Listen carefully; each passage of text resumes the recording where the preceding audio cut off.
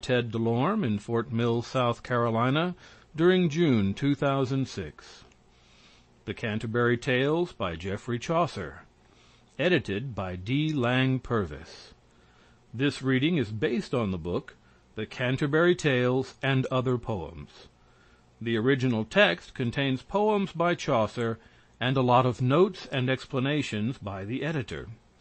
To view these, please click on the Gutenberg e-text link on the LibriVox catalog page of the Canterbury Tales. The Knight's Tale.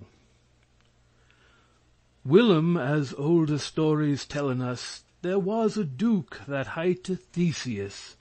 Of Athens he was lord and governor, and in his time such a conqueror that greater was there none under the sun.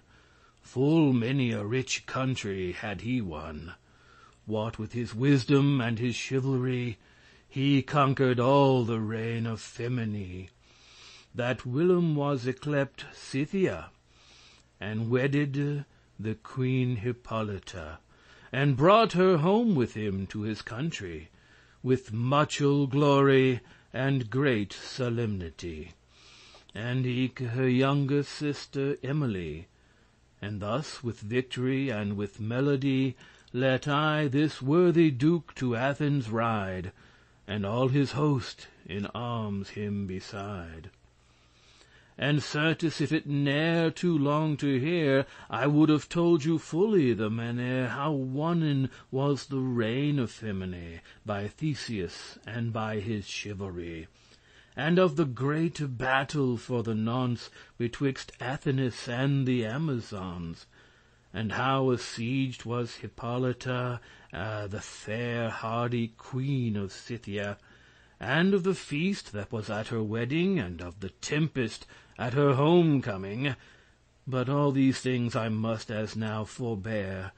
I have got what a large field to ear, and weak be the oxen in my plough. The remnant of my tale is long enow. I will not letten eke none of this rout. Let every fellow tell his tale about, and let's see now who shall the supper win. There, as I left, I will again begin.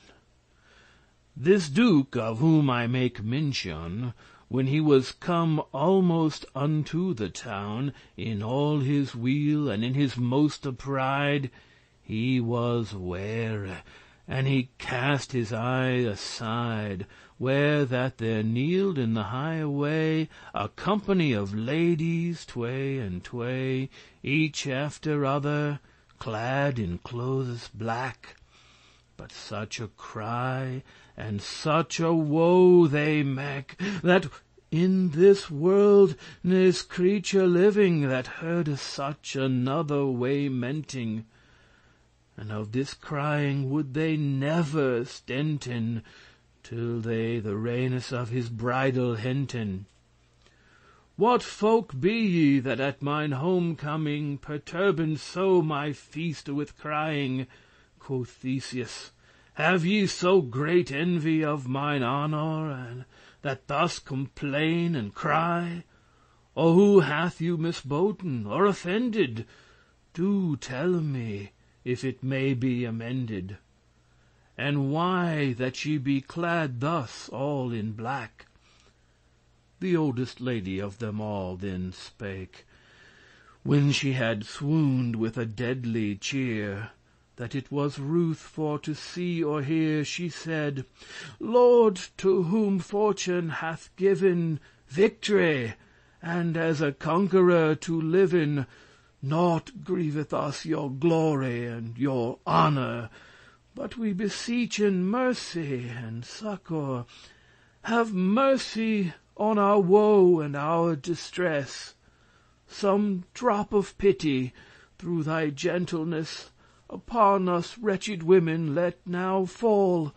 For certes, Lord, there is none of us all that hath not been a duchess or a queen.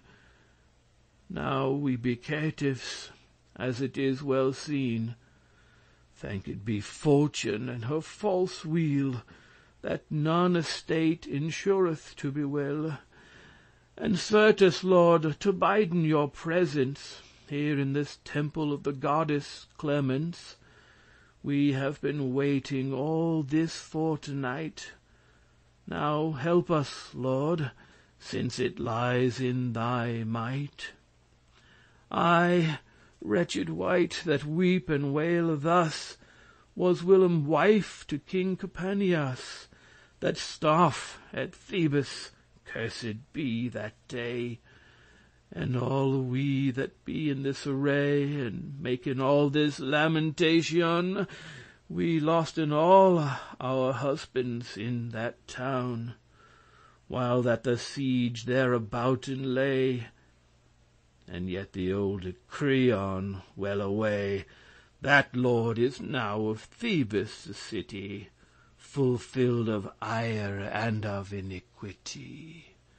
He for despite and for his tyranny, to do the dead bodies villainy of all our lords, which that had been a slaw, hath all the bodies on an heap y-draw, and will not suffer them by none assent, neither to be buried nor brent, but maketh hounds eat them in despite. And with that word, without more respite, they fallen gruff, and cried in piteously, Have on us, wretched women, some mercy, and let our sorrow sinken in thine heart. This gentle Duke down from his courser start, with heart piteous, when he heard them speak. Him thought that his heart would all to break, when he saw them so piteous and so mate, that whilom weren of so great estate. And in his arms he them all uphent, and them comforted in full good intent, and swore his oath, as he was true knight, he would do so faithfully his might upon the tyrant Creon them to wreak, that all the people of Greece should speak how Creon was of Theseus served, as he had his death full well deserved.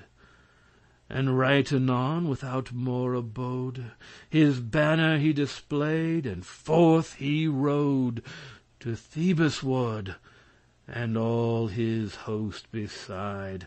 No, ne'er Athens would he go nor ride, nor take his ease fully half a day, but onward on his way that night he lay, and sent anon Hippolyta the queen, and Emily her youngest sister sheen, unto the town of Athens for to dwell, and forth he writ, there is no more to tell.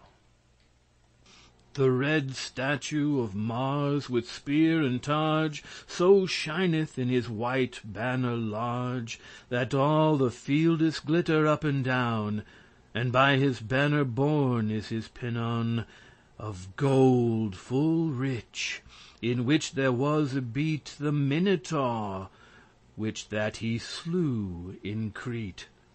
Thus writ this Duke, thus writ this conqueror, and in his host of chivalry the flower, till that he came to Thebes, and alight fair in a field, there as he thought to fight. But shortly for to speaken of this thing with Creon, which that was of Thebes king, he fought, and slew him manly as a knight, in plain bataille, and put his folk to flight. And by assault he won the city after, and rent adown both wall and spar and rafter, and to the ladies he restored again the bodies of their husbands that were slain, to do obsequies, as was then the guise. But it were all too long for to devise that great clamour and the lamenting which the ladies made at the brenning of the bodies, and the great honor that Theseus, the noble conqueror, did to the ladies when they from him went. But shortly for to tell is mine intent. When that this worthy Duke, this Theseus, had Creon slain, and won in Thebes thus, still in the field he took all night his rest, and did with all the country as him lest to ransack in the tasks of bodies dead, them for to strip of harness and to weed. The pillars did their business and cure after the battle and discomfiture. And so befell that in the task they found, through girt with many a grievous bloody wound, 2 young knights ligging by and by, both in one arms, wrought full richly, of which 2 Arcita hight that one, and he that other hight Palamon. Not fully quick, nor fully dead they were, but by their coat armor and by their gear the heralds knew them well in special, as those that weren of the blood royal, of Thebes, and of Sistren too y-born. Out of the task the pillars have them torn, and have them carried soft unto the tent of Theseus, and he full soon them sent to Athens, for to dwellen in prison perpetually, he in old no ransom. And when this worthy Duke had thus it done, he took his host, and home he writ anon, with laurel crowned as a conqueror, and there he lived in joy and in honor term of his life. What needeth wordes mo'? And in a tower, in anguish and in woe, dwellen this Palamon and eke Arcita. For evermore there may no gold them quite. Thus passed year by year and day by day, till it fell a once a morn of May, that Emily, that fairer was to seen than is the lily upon his stalk green, and fresher than the May with flowers new, for with the rose colour strove her hue. I note which was the finer of them two. Ere it was day, as she was wont to do, she was arisen, and already dight. For May will have no sluggardy a night. The season pricketh every gentle heart, and maketh him out of his sleep to start, and saith, Arise, and do thine observance. This maketh Emily have remembrance to do honor to May, and for to rise. Y-clothed was she fresh for to devise.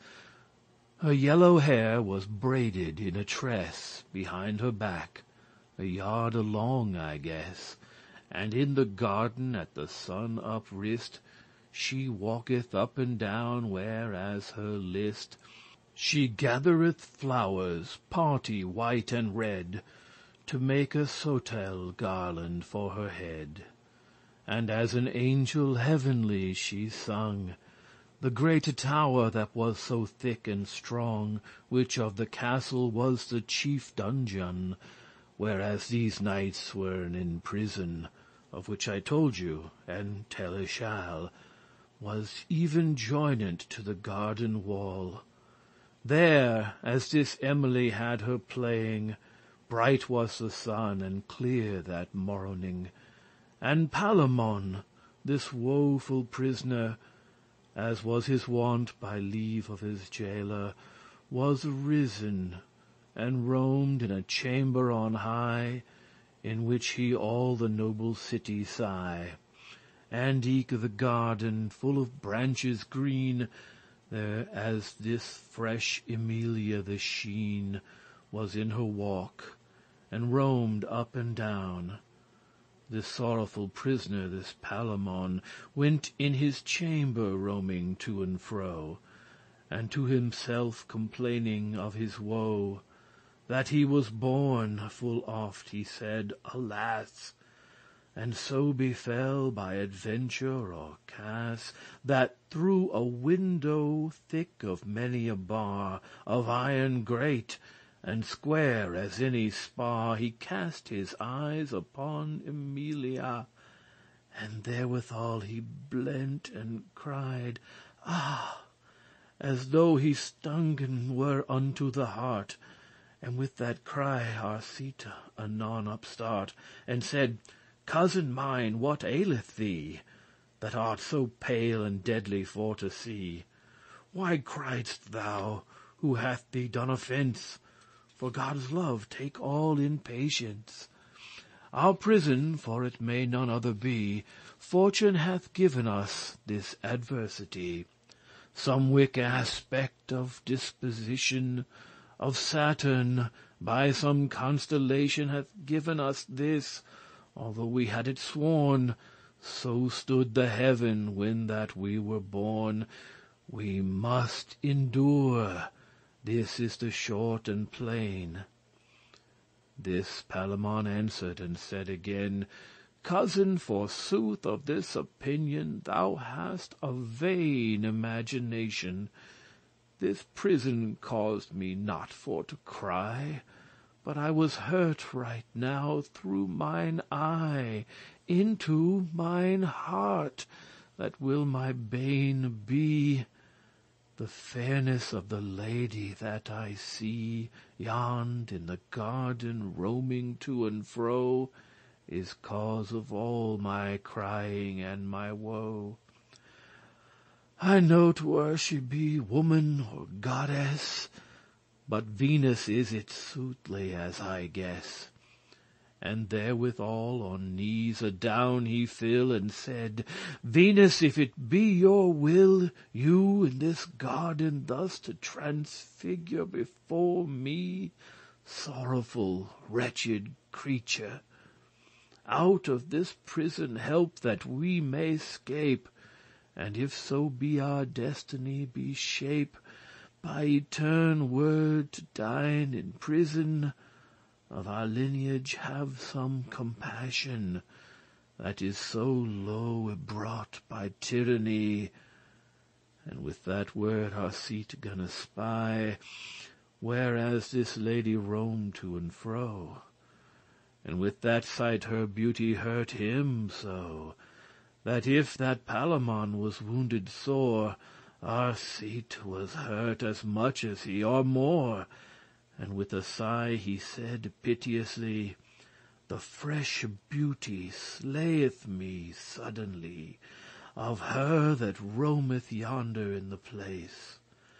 And but I have her mercy and her grace, that I may see her at the least away, I am but dead. There is no more to say. This Palamon, when he these wordes heard, dispiteously he looked and answered, Whether sayest thou this in earnest or in play? Nay, quoth Arcite, in earnest, by my fay. God help me so, me lustful ill to play. This Palamon gan knit his brows tway. It were, quoth he, to thee no great honor, for to be false, nor for to be traitor to me, that am thy cousin and thy brother, is sworn full deep, and each of us to other, that never for to dien in the pain, till that the death departen shall us twain, neither of us in love to hinder other, nor in none other case, my lieve brother, but that thou shouldest truly father me in every case, as I should father thee. This was the thine oath, and mine also certain. I wot it well, thou darest it not withsayn. Thus art thou of my counsel out of doubt, and now thou wouldest falsely be about to love my lady, whom I love and serve, and ever shall, until my hearte sterve. Now certes, false Arcite, thou shalt not so. I loved her first, and told thee my woe. As to my counsel and my brother sworn to father me, as I have told beforn, but which thou art bounden as a knight to help me, if it lie in thy might, or else art thou false, I dare well sayn. This Arcita full proudly spake again. Thou shalt, quoth he, be rather false than I. And thou art false, I tell thee utterly, for paramour I loved her first ere thou. What wilt thou say? Thou wist it not right now, whether she be a woman or a goddess. Thine is affection of holiness, and mine is love, as to a creature, for which I told thee mine aventure. As to my cousin and my brother sworn, I pose that thou lov'st her beforn. Wist thou not well the old clerkes saw, that who shall give a lover any law? Love is a greater law, by my pan, than may be given to any earthly man. Therefore positive law and such decree is broke away, for love in each degree a man must needs love, maugre his head. He may not flee it, though he should be dead. All be she, maid or widow, or else wife, and eke it is not likely all thy life to standen in her grace, no more than I. For well thou wouldst thyself verily, that thou and I be damned to prison perpetual. Us gaineth no ransom. We strive as did the houndes for the bone. They fought all day, and yet their part was none. There came a kite, while that they were so wroth, and bare away the bone betwixt them both. And therefore at the kinge's court, my brother, each man for himself, there is no other. Love if thee list, for I love, and I shall and soothly leve, brother. This is all. Here in this prison musten we endure, and each of us take his aventure. Great was the strife and long between these tway, if that I had leisure for to say, but to the effect it happened on a day, to tell it you as shortly as I may. A worthy duke that hight Perithous, that fellow was to the Duke Theseus, since thilke day that they were children light, was come to Athens his fellow to visit, and for to play as he was wont to do, for in this world he loved no man so, and he loved him as tenderly again. So well they loved, as Audiobook sayn, that when that one was dead, soothly to sayn, his fellow went and sought him down in hell. But of that story list me not to write. Duke Perithous loved well Arcite, and had him known at Thebes year by year, and finally at request and prayer of Perithous, without ransom, Duke Theseus let him out of prison, freely to go where him list all over, in such a guise as I tellen shall. This was the forward plain to indite betwixt Theseus and him Arcite, that if so were that Arcite were found ever in his life, by day or night, one stound in any country of this Theseus, and he were caught, it was accorded thus, that with a sword he should lose his head, but took his leave, and homeward he him sped. Let him beware, his neck lieth to wed. How great a sorrow suffereth now our sight! The death he feeleth through his hearte smite. He weepeth and waileth, crieth piteously. To slay himself he waiteth privily. He said, Alas, the day that I was born! Now is my prison worse than beforn. Now is me shape eternally to dwell, not in purgatory, but right in hell. Alas, that ever I knew Pirithous! For elles had I dwelt with Theseus, y-fettered in his prison evermo', then had I been in bliss, and not in woe. Only the sight of her whom that I serve, though that I never may her grace deserve, would have sufficed right enough for me. O dear cousin Palamon, quoth he, thine is the victory of this aventure, full blissfully in prison to endure. In prison, nay, certes, in paradise, well hath fortune turned thee the dice, that hast the sight of her, and I the absence. For possible is, since thou hast her presence, and art a knight, a worthy and an able, that by some cast, since fortune is changeable, thou mayst to thy desire sometime attain. But I that am exiled and barren of all grace, and in so great despair, that there is earth, water, fire, nor air, nor creature that of them maked is, that may help nor comfort in this. Well ought I sterve in one hope and distress. Farewell my life, my lust, and my gladness.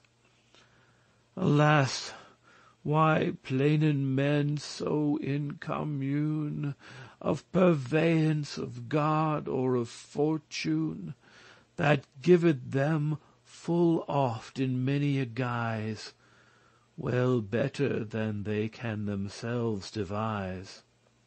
Some man desireth for to have riches, that cause is of his murder or great sickness. And some man would out of his prison fain, that in his house is of his manes slain. Infinite harms be in this matter. We wot never what thing we pray for here. We fare as he that drunk is as a mouse. A drunken man wot well he hath an house, but he wot not which is the right way thither. And to a drunken man the way is slither. And certes in this world so fare we seek fast after felicity, but we go wrong full often truly. Thus we may say in all, and namely I, that weened and had a great opinion, that if I might escape from prison, then had I been in joy and perfect hell. For where now I am exiled from my well, since that I may not see you, Emily, I am but dead. There is no remedy.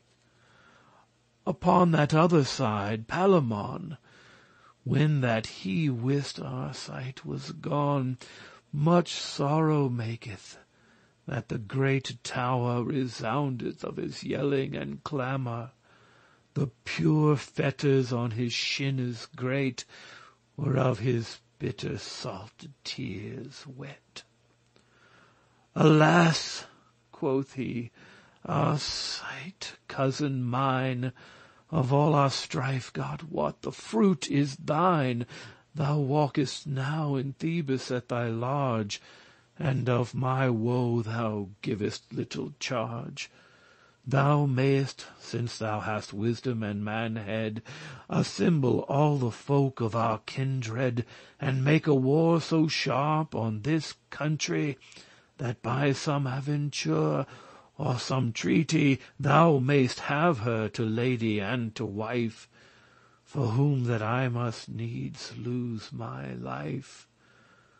For as by way of possibility, since thou art at thy lodge of prison free, and art a lord, great is thine avantage, more than is mine, that sterve here in a cage.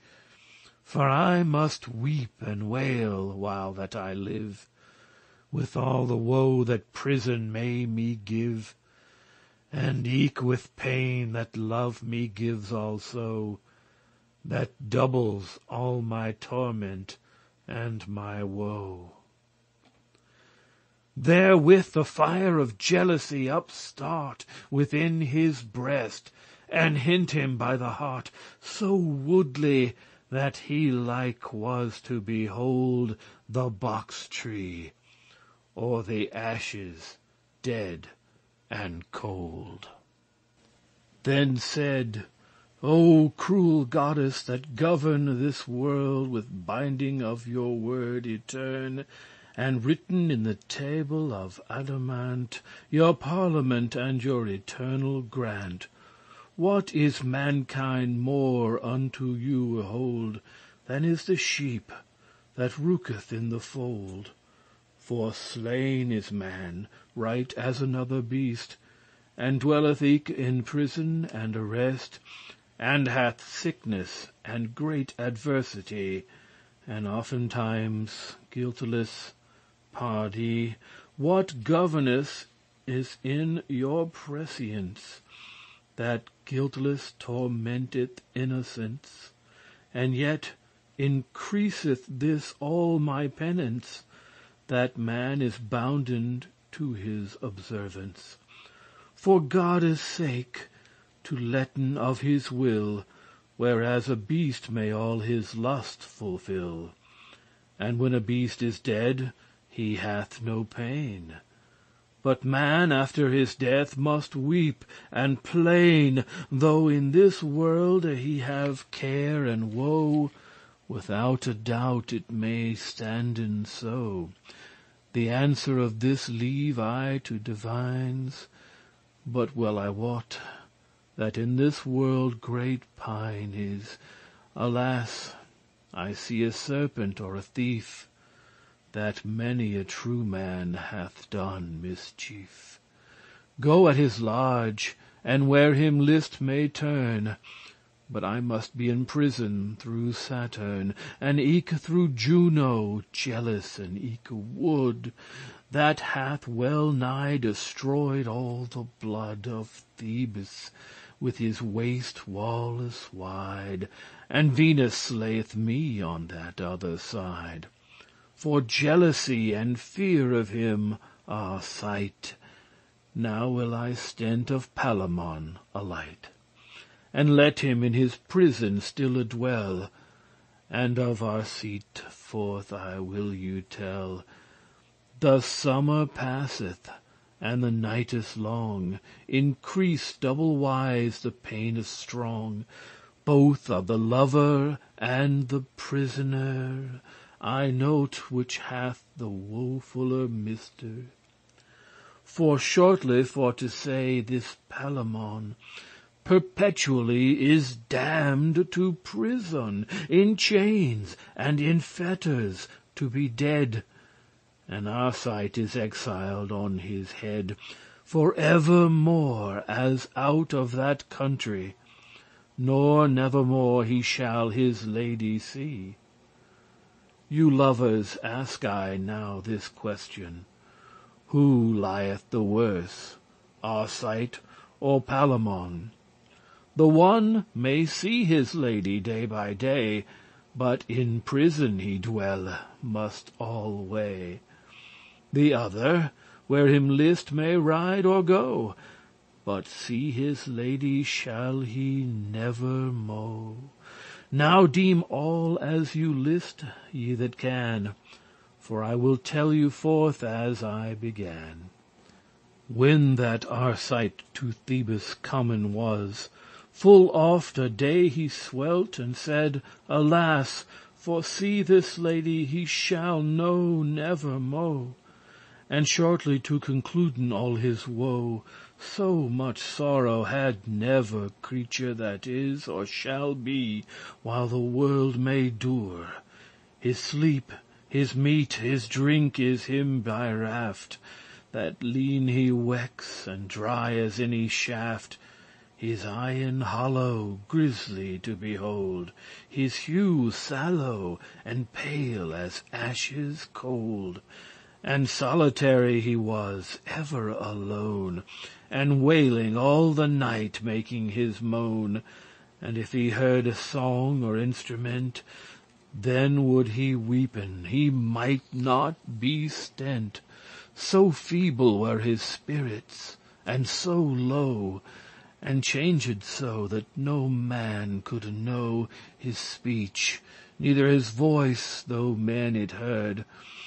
And in his gear, for all the world he fared, not only like the lover's malady of Eros, but rather like many, engendered of humours melancholic, before his head in his cell fantastic. And shortly turned was all upside down, both habit and eke disposition of him, this woeful lover Dan Arcite. Why should I all day of his woe indite, when he endured had a year or two this cruel torment and this pain and woe at Thebes in his country, as I said, upon a night in sleep as he him laid, him thought how that the winged god Mercury before him stood, and bade him to be merry. His sleepy yard in hand he bare upright, a hat he wore upon his hairs bright. Arrayed was this god as he took keep, and he was when that Argus took his sleep, and said him thus: To Athens shalt thou wend, there is thee shapen of thy woe an end. And with that word Arcite woke and start.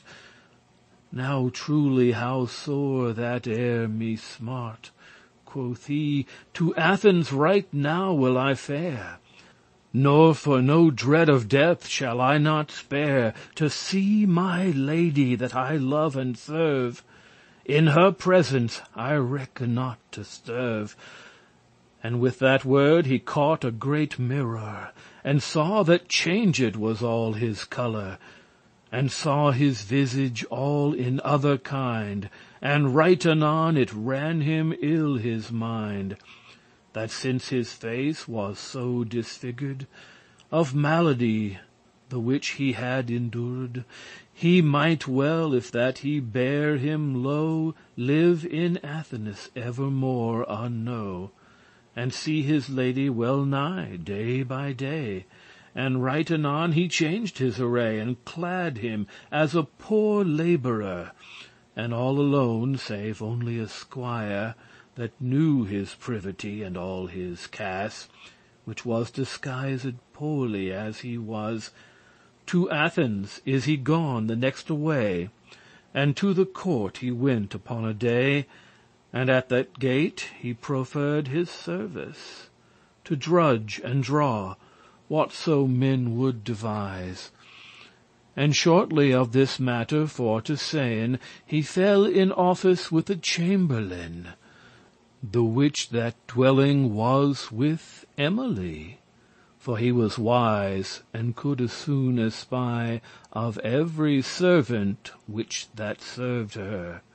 Well could he hew wood and water bear, for he was young and mighty for the nonce, and thereto he was strong and big of bones, to do that any wight can him devise. A year or two he was in this service. Page of the chamber of Emily the Bright, and Philostrate he said that he hight. But half so well beloved a man as he, ne was there never in court of his degree. He was so gentle of condition, that throughout all the court was his renown.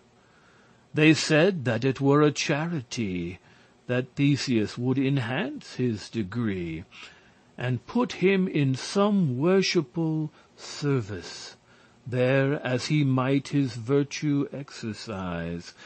And thus within a while his name sprung, both of his deeds and of his good tongue, that Theseus hath taken him so near, that of his chamber he hath made him squire, and gave him gold to maintain his degree, and eke men brought him out of his country, from year to year full privily his rent. But honestly and slyly he it spent, that no man wondered how that he it had. And 3 year in this wise his life beled, and bare him so in peace and eke in war, that there was no man that Theseus had so dear. And in this bliss leave I now our sight, and speak I will of Palamon alight. In darkness horrible and strong prison this 7 year hath sitten Palamon, forpined what for love and for distress, who feeleth double sorrow and heaviness. But Palamon, that love distraineth so, that would out of his wits he went for woe, and eke thereto he is a prisoner, perpetual, not only for a year. Who could rhyme in English properly his martyrdom? Forsooth, it is not I. Therefore I pass as lightly as I may. It fell that in the 7th year in May, the 3rd night, as Audiobook sayn, that all this story tellen more plain. Were it by aventure or destiny, as when a thing is shapen, it shall be, that soon after the midnight Palamon, by helping of a friend, brake his prison, and fled the city fast as he might go, for he had given drink his jailer so of a clary made of a certain wine, with narcotis and opiae of Thebes fine, that all the night, though that men would him shake, the jailer slept, he might not wake. And thus he fled as fast as ever he may. The night was short, and fast by the day, that needes cast he must himself to hide, and to a grove fast there beside, with dreadful foot then stalked Palamon. For shortly this was his opinion, that in the grove he would him hide all day, and in the night then would he take his way to Thebes ward, his friendes for to pray on Theseus to help him to warray, and shortly either he would lose his life, or winnen Emily unto his wife. This is the effect and his intention plain. Now I will turn to Arcite again, that little wist how nigh was his care, till that fortune had brought him in the snare. The busy lark, the messenger of day, saluteth in her song the morning gray. And fiery Phoebus riseth up so bright, that all the Orient laugheth at the sight. and with his streames drieth in the greaves the silver drops hanging on the leaves.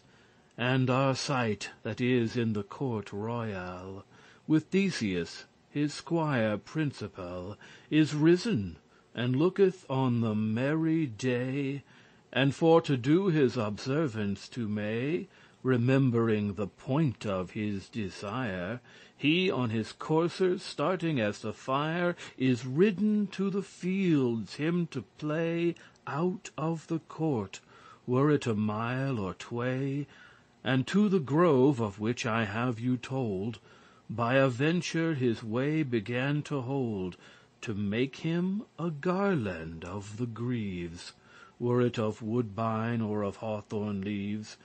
And loud he sang against the sun so sheen, O May, with all thy flowers and thy green, right welcome be thou, fair fresh May. I hope that I some green here getten may. And from his courser with a lusty heart into the grove full hastily he start, and in a path he roamed up and down. There as by a venture this Palamon was in a bush, that no man might him see, for sore afeard of his death was he. Nothing ne he knew that it was Arcite. God wot he would have trowed it full light. But sooth is said, gone since full many years, the field hath eyen, and the wood hath ears. It is a full fair a man to bear him even, for all day meeten men at unset steven. Full little wot Arcite of his fellaw, that was so nigh to hearken of his saw. For in the bush he sitteth now full still, when that Arcite had roamed all his fill, and sungen all the roundel lustily, as do those lovers in their quainte gears, now in the crop, and now down in the breres, now up, now down, as bucket in a well. Right as the Friday soothly for to tell, now shineth it, and now it raineth fast. Right so can geary Venus overcast the heartes of her folks, right as her day is gearful, right so changeth she array. Seldom is Friday all the week alike. When Arcite had sung, he gan to syke, and sat him down withouten any more. Alas, quoth he, the day that I was bore! How long, Juno, through thy cruelty, wilt thou warrayen Thebes the city? Alas, it brought is to confusion the blood royal of Cadm and Amphion. Of Cadmus, which that was the firste man that Thebes built, or the first town began, and of the city first was crowned king. Of his lineage am I, and his offspring, by very line, as of the stock royal. And now I am so caitiff and so thrall, that he that is my mortal enemy, I serve him as his squire poorly. And yet doth Juno me well more shame, for I dare not beknow mine owen name. But there as I was wont to hight Arcite, now hight I Philostrate, not worth a mite. Alas, thou fell Mars, and alas, Juno, thus hath your ire our lineage all fordo, save only me, and wretched Palamon, that Theseus martyreth in prison. And over all this, to slay me utterly, Love hath his fiery dart so burningly is sticked through my true careful heart, that shapen was my death erst than my shot. Ye slay me with your eyes, Emily. Ye be the cause wherefore that I die. Of all the remnant of mine other care, Ne set I not the mountains of a tear, so that I could do aught to your pleasance. And with that word he fell down in a trance a long time. And afterward upstart this Palamon, that thought through his heart he felt a cold sword suddenly to glide. For ire he quoke, no longer would he hide. And when that he had heard Arcite's tale, as he were wood, with face dead and pale, he start him up out of the bushes thick, and said, "False Arcite, false traitor wick! Now art thou hent that lov'st my lady so, for whom that I have all this pain and woe, and art my blood, and to my counsel sworn, as I full oft have told thee herebeforn, and hast bejaped here Duke Theseus, and falsely changed hast thy name thus. I will be dead, or else thou shalt die. Thou shalt not love my lady Emily. For I will love her only, and no more. For I am Palamon, thy mortal foe. And though I have no weapon in this place, but out of prison am astart by grace, I dread not that either thou shalt die, or else thou shalt not loven Emily. Choose which thou wilt, for thou shalt not astart. This Arcite then, with full dispiteous heart, when he him knew and had his tale heard, as fierce as lion pulled out a sword, and said thus: "By God that sitteth above, ne'er it that thou art sick and wood for love, and eke that thou no weapon hast in this place, thou shouldst never out of this grove pace, that thou ne shouldst dien of mine hand. For I defy the surety and the band which that thou sayest I have made to thee. What, very fool! Think well that love is free, and I will love her more than all thy might. But for thou art a worthy gentle knight, and willnest to darraign her by battle, have here my troth. Tomorrow I will not fail, without weeting of any other wight, that here I will be founden as a knight, and bring harness right enough for thee, and choose the best, and leave the worst for me. And meat and drink this night will I bring enough for thee, and clothes for thy bedding. And if so be that thou my lady win, and slay me in this wood that I am in, thou mayst well have thy lady as for me." This Palamon answered, "I grant it thee." And thus they be departed till the morrow, when each of them hath laid his faith to borrow.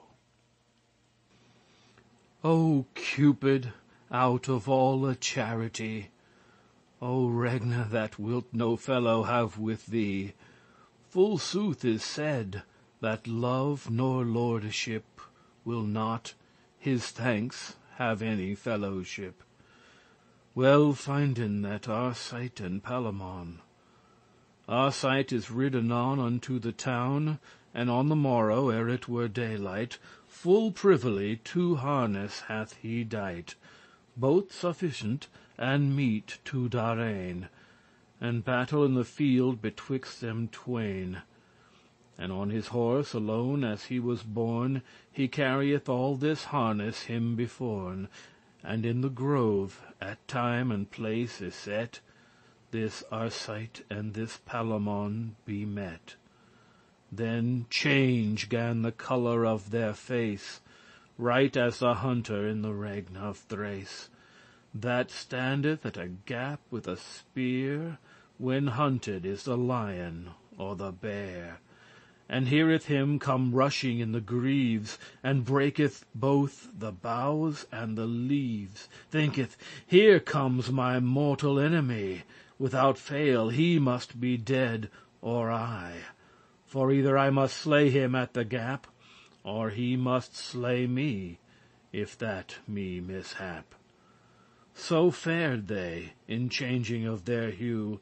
As far as either of them other knew, there was no good day, and no saluting, but straight, without words, rehearsing, ever each of them hoped to arm the other, as friendly as he were his own brother. And after that, with sharp spears strong, they foined each at other wonder long. Thou mightest ween that this Palamon in fighting were as a wood lion, and as a cruel tiger was Arcite.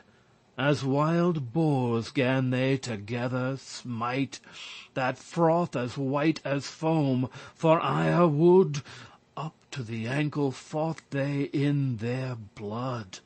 And in this wise I let them fighting dwell, and forth I will of Theseus you tell.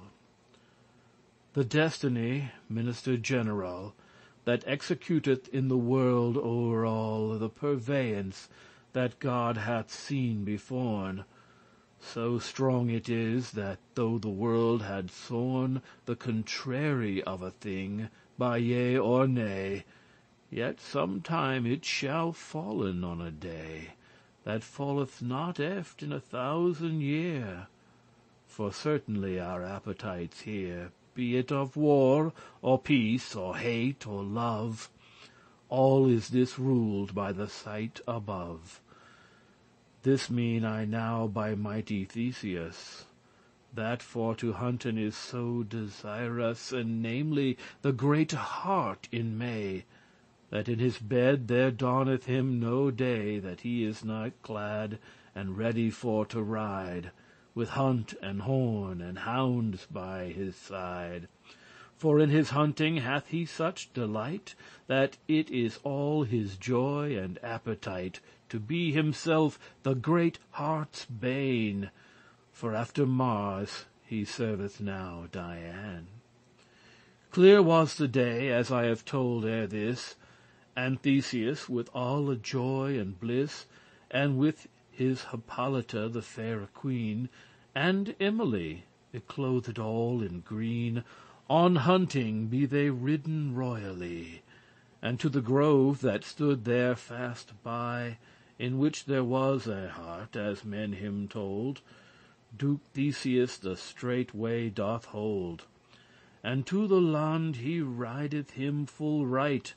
There was the hart y wont to have his flight, and over a brook, and so forth on his way. This Duke will have a course at him or tway, with houndes, such as him lust to command. And when this Duke was come to the land, under the sun he looked, and anon he was ware of Arcite and Palamon, that fought breme, as it were bulles two. The bright swords went to and fro so hideously, that with the least stroke it seemed that it would fell an oak. But what they were, nothing yet he wot. This Duke his courser with his spurres smote, and at a start he was betwixt them two, and pulled out a sword and cried, "Ho! no more, on pain of losing your head. By mighty Mars, he shall anon be dead that smiteth any stroke that I may see.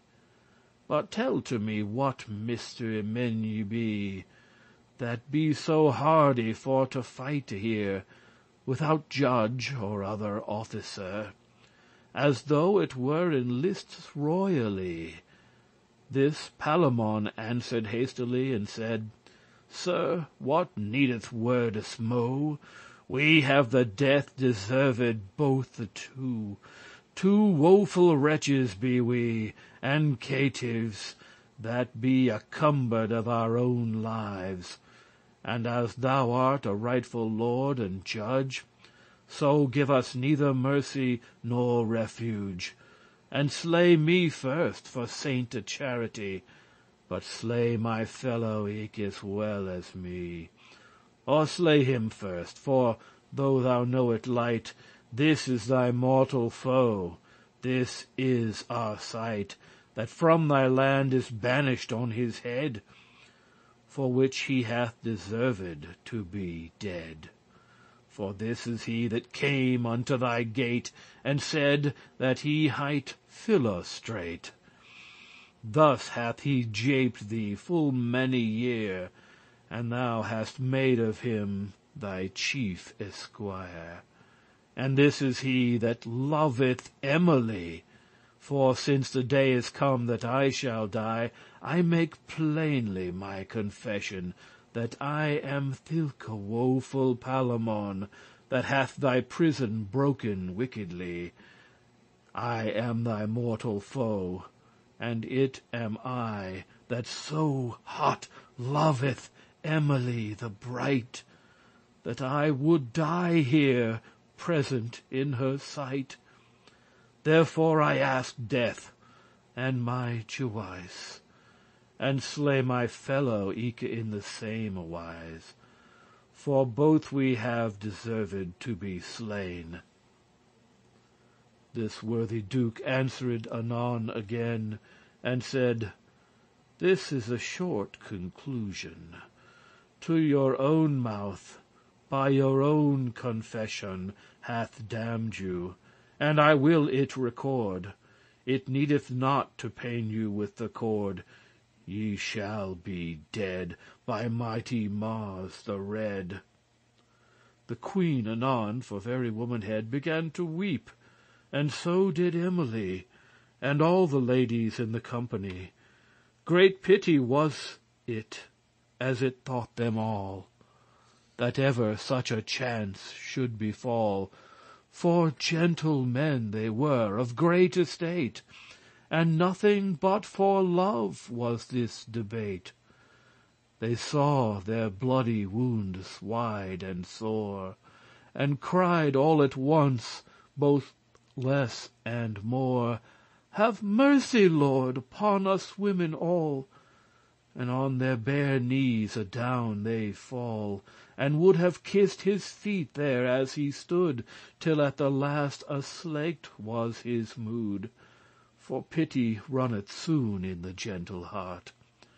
And though at first for ire he quoke and start, he hath considered shortly in a clause the trespass of them both, and eke the cause. And although that his ire their guilt accused, yet in his reason he hath them both excused. As thus, he thought well that every man will help himself in love if that he can, and eke deliver himself out of prison of women, for they wepten ever in one.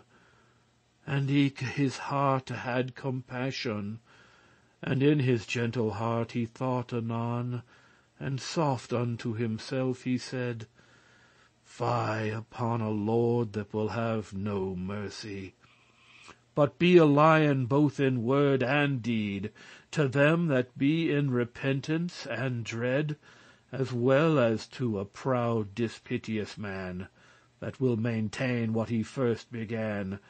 That lord hath little of discretion, that in such case can no division, but weigheth pride and humbleness after one. And shortly, when his ire is thus agone, he gan to look on them with eyen light, and spake these sames words all on height. The God of love, ah benedicite, how mighty and how great a Lord is he! Against his might there gain none obstacles. He may be called a God for his miracles, for he can maken at his owen guise of every heart as that him list devise. Lo here this Arcite, and this Palamon, that quietly were out of my prison, and might have lived in Thebes royally, and weet I am their mortal enemy, and that their death lieth in my might also, and yet hath love more their eyen too, brought them hither both for to die. Now look ye, is this not an high folly? Who may not be a fool if but he love? Behold, for Godde's sake that sits above, see how they bleed. Be they not well arrayed? Thus hath their Lord, the God of love, them paid their wages and their fees for their service. And yet they ween for to be full wise that serve love, for aught that may befall. But this is yet the beste game of all, that she for whom they have this jealousy can them therefore as muchel thank as me. She wot no more of all this hot fare, by God, than what a cuckoo or an hare. But all must be assayed, hot or cold. A man must be a fool, or young, or old. I wot it by myself full yore agone, for in my time a servant was I one, and therefore, since I know of love's pain, and wot how sore it can a man distrain, and he that oft hath been caught in his last, I you forgive wholly this trespass, at request of the queen that kneeleth here, and eke of Emily, my sister dear. And ye shall both anon unto me swear, that never more ye shall my country dare, nor make war upon me night or day, but be my friends in all that ye may.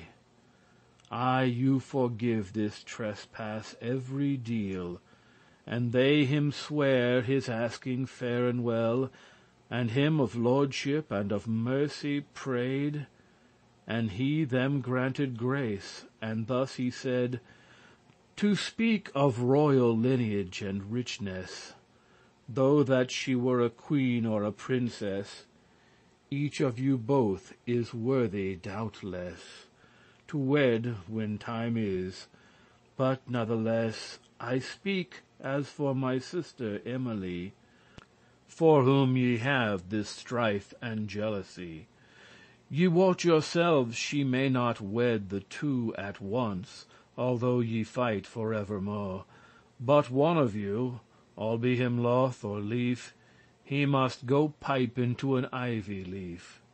This is to say, she may not have you both, albe ye never so jealous nor so wroth. And therefore I you put in this degree, that each of you shall have his destiny as him is shape. And hearken in what wise. Lo, hear your end of that I shall devise. My will is this, for plain conclusion, withouten any replication. If that you liketh, take it for the best, that ever each of you shall go where him lest, freely, without ransom or danger. And this day 50 weekes far ne near, ever each of you shall bring 100 knights, armed for lists up at all rights, all ready to darraign her by battle. And this behate I you without fail, upon my troth, and as I am a knight, that whether of you both that hath might, that is to say, that whether he or thou may with his 100, as I spake of now, slay his contrary, or out of lists drive, him shall I give Emily to wive. To whom that fortune gives so fair a grace, the lists shall I make here in this place. and God so wisely on my soul rule, as I shall even judge be and true. Yet shall none other end with me maken, than one of you shall be dead or taken. And if you think it this as well as said, say your advice, and hold yourselves apaid. This is your end and your conclusion. Who looketh lightly now but Palamon? Who springeth up for joy but Arcite? Who could it tell, or who could it indite, the joy that is maked in the place, when Theseus hath done so fair a grace?